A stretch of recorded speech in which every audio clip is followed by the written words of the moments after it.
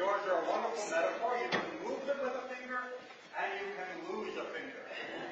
They have wonderful balance and incredible inertia. I think I forgot to turn myself on. Shabbat Shalom. My parents got divorced when I was 4 years old, which is too young for me to actually remember the events. I don't remember them ever living together in the same house. All I remember is living with my mother and going every other weekend to my father's apartment and then his house once he moved into a house. But even still, like most kids, when there is a divorce, it is very natural, very automatic, and almost inescapable to imagine, what did I do that caused this to happen? When you are a kid, that is the way you frame your world. From our tiny little perspective, we look out at the world and we see these things happening, and since we are the center of our own world, clearly these events have happened because of me. Was there something I did that caused them to be divorced? Or is there something I could have done that would have prevented them from being divorced? And the answer, of course, no. Believe it or not, my parents were adults, and they were not following the whims of a 4-year-old when they decided to divorce. They had very good reasons for getting divorced, which had nothing to do with what I had done or what I hadn't done. I don't want to say inconsequential to my own family, but I was not the main catalyst for what happened between my parents. When my grandfather passed away, when I was older, this time at 12 years old or 13 years old, again the question comes to mind. Was there something that I had done? Was there something I had said? Was there something I could have done that would have helped him recover better from the second set of bypass surgery that he had had? The answer again, no. I'm not a cardiologist, and I certainly wasn't the one who was feeding him the meat that blocked the arteries over and over and over again. There was nothing anyone could have done to have prevented what happened to him. At what age were you? I was just over 13, because I remember dancing with him at my bar mitzvah, but he passed away shortly after. But you still wonder, maybe something I could have done? Something I could have done. Which is why, and you're going to have to work with me on this, which is why these 4 different sections of Torah which deal with the construction of the Mishkan are so important. They teach us that you're not in control, that you're not in charge. You have to go back into the full-scale history of Torah to see the pattern. When we were first walking across the earth in the stories of Genesis and Bereshit, when we saw something amazing or we wanted to reach out to God, what did we do? We did it, right? We built an altar, right? I mean, read the stories of Abraham. Everywhere he goes, he's dropping down an altar. He builds it, he burns it, he does the sacrifice everywhere. No high priest, no Levi'im, no Mishkan, no tabernacle, no Ark of the Covenant, no giant curtains, no coverings, no special altar, no special incense, no special menorah that had to be lit. No special rules at all. He just grabs a goat, grabs some wood, slits the throat, burns, and he's done. It's an amazingly powerful experience. And it seems like, what happened? Well, why don't we get to just do that whenever we feel like it? Because we're not Abraham. And the vast majority of the people who are described throughout the rest of those periods, who did the same, who grabbed the goat, milled an altar, and burned it, did not do it with the spiritual strength of Abraham. They did it because it made them feel in charge. Because it made them feel in control. The illusion and the seduction of idolatry is a feeling of control. That I am the center of the universe, and I can control its power, its forces, by simply doing this special ceremony. And I will be able to therefore avoid sickness. I will be able to avoid the blight on my crops. I will be able to ensure that the war stays far away from me because I do it. And if the war still comes, or if the blight still comes, or if my sickness still comes, have done something wrong. Or I didn't give a big enough sacrifice. Or the other side gave a bigger sacrifice. Which is still putting myself in control. I'm still saying I could have done it differently. Or we could have done it differently. And that plague would never have struck our village. I'm still in charge. With the meticulous detail of the Mishkan, God is telling you, no, you are not in charge.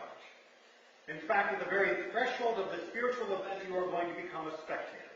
And even the people who are officiating, even the Kohanim, the priests, they are going to be under such a tight set of rules that they will be under no illusion that they are in charge. They are simply the last step in a very tightly choreographed procedure for what God has demanded of us, not what we have chosen to do as some pretense at being in control of our own destiny. You're not. And you can see from that horrible realization that we're not 100% in control of our own life and our own faith, why idolatry is so tempting. Because I know I want to be. And I know by nature I am designed to feel that way. Whether I'm a 4-year-old or a 13-year-old or a 44-year-old almost, I am designed to think of myself as the star of my own movie and as being the sole writer of the script and the sole influence on life around me. And if something goes right or wrong, it's my credit or my fault. No, says the Mishkan. No. You are not 100% in control of anything, including yourself. But of course, Judaism gives us a balance. It doesn't say you are out of control, as some other faiths have elected to argue. It doesn't say you are simply along for the ride in the great spinning arm of the cosmos. It says there are things that you can do that you are responsible for, and here is the list. 613 to be precise, with a lot of details to go along. These things God asks of us. These things God knows is within our power, within our control. The rest, no individual has control. The rest, some of it we can say, yes, God is in control. And the rest beyond that, well, you know, when atoms bump atoms, stuff happens.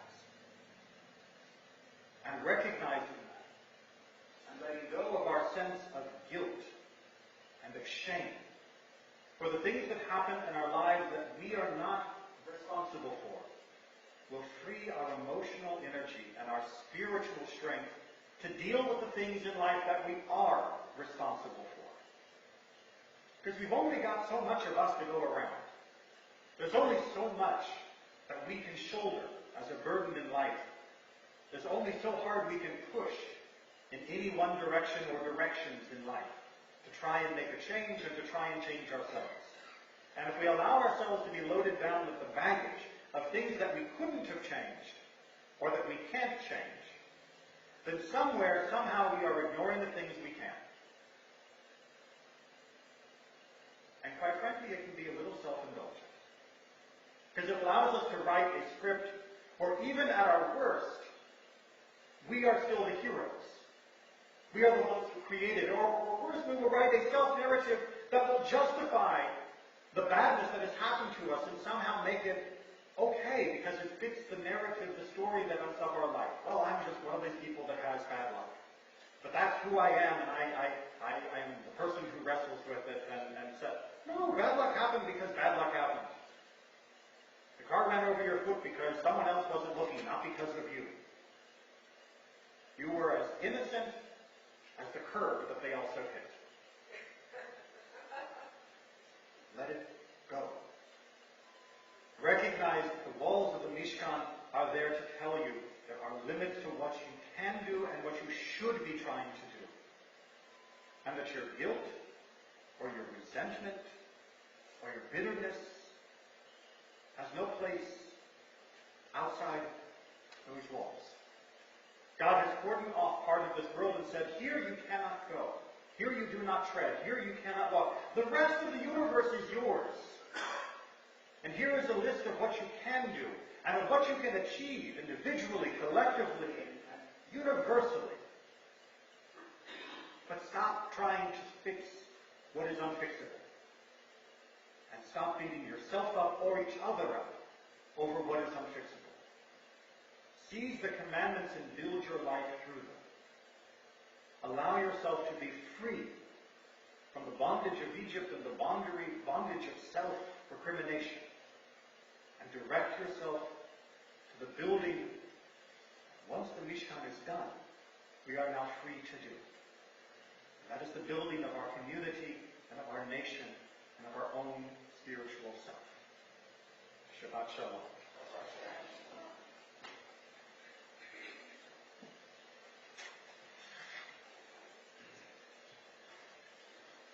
We continue on page 354 with our Musaf service as we are led by our Shlichat Tzibur, Susan Bernstein,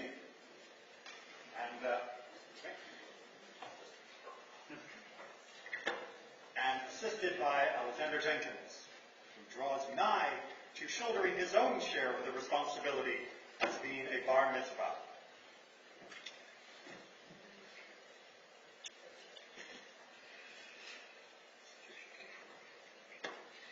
Yitkada v'yitkada shemei Rabbah. Amen. Yamad yivrach yirutei v'yamliv malchutei. V'cham